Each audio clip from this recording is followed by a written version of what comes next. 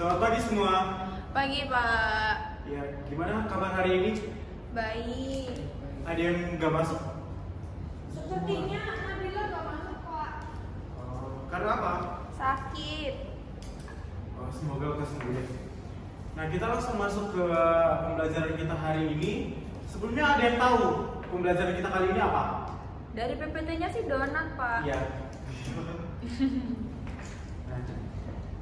Jadi kita akan mempelajari tentang donat. Nah, ada yang tahu apa itu donat? Kue. Yang lain? Saya pun. Digoreng. Roti digoreng, Pak. Nah, donat itu,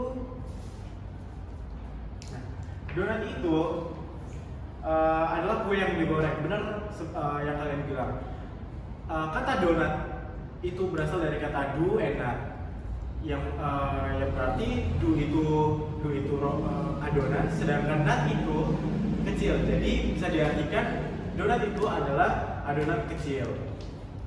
Kemudian umumnya berbentuk cincin atau bulat atau lubang yang biasanya dibuat dari adonan tepung terigu, gula, telur, mentega, ragi, dan susu. Kemudian ada yang tahu asal usul dari donat ini gimana? Sebelumnya ada yang mempelajari? Dari Eropa ya, Pak ya. Ya, betul. Untuk asal usul dari donat ini pertama itu dari Belanda, yaitu namanya itu oliebollen. Nah, oliebollen itu sebuah adonan yang digoreng, biasanya itu diisi dengan selai atau manisan buah. Kemudian ada sufganiyah dari tradisi Yahudi, hampir sama dengan si oliebollennya tadi, tapi untuk isinya juga sama saja. Kemudian untuk di Inggris itu dikenal juga dengan fried dough cake. Nah, selanjutnya itu konon seorang pelaut dari Amerika bernama Captain Hanson Gregory pada tahun 1847 dia itu menyatakan kalau dia itu yang menciptakan donat berbentuk lubang, berlubang di tengah. Jadi agar saat digoreng itu bisa matang merata.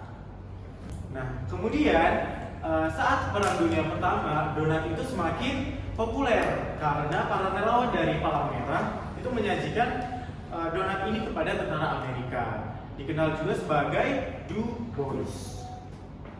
Next. Nah, untuk jenis-jenis dari donat ini, sebenarnya jenis-jenis dari donat itu ada banyak. Cuma saya hanya akan menyajikan dua jenis donat saja karena itu akan masuk ke bagian tugas kalian. Untuk yang pertama itu ada ring donat. Untuk cirinya itu berbentuk bulat dengan lubang di tengah. Seperti yang tadi saya jelaskan tentang Captain Hanson Gregory. Contohnya itu ya ada Dunkin Donut, ada Jayco, ada Krispy Kreme.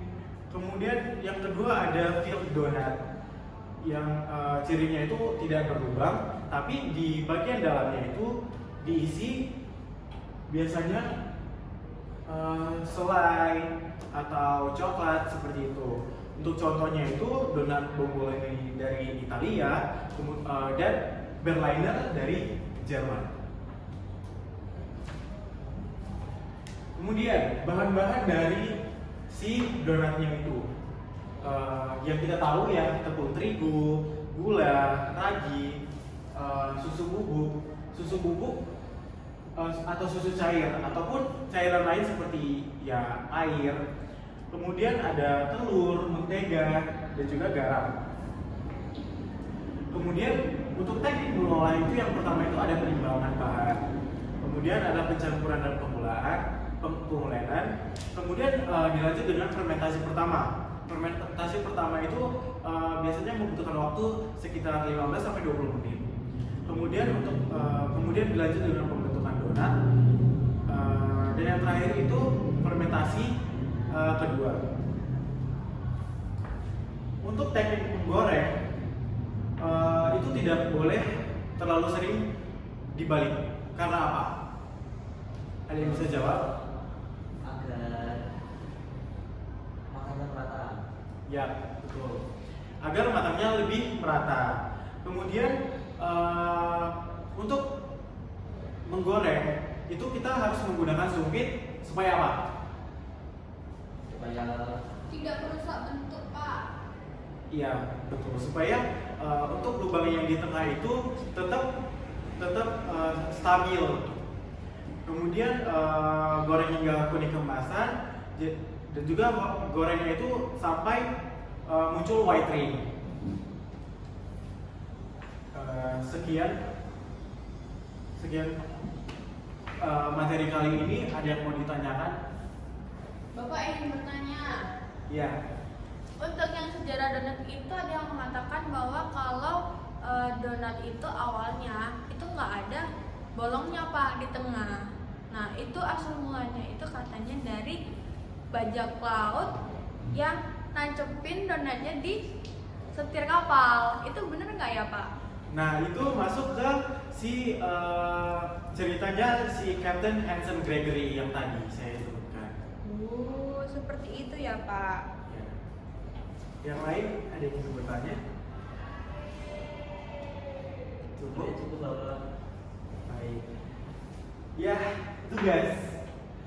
Kalian bakal saya tugaskan untuk membuat mind mapping tentang materi kali ini.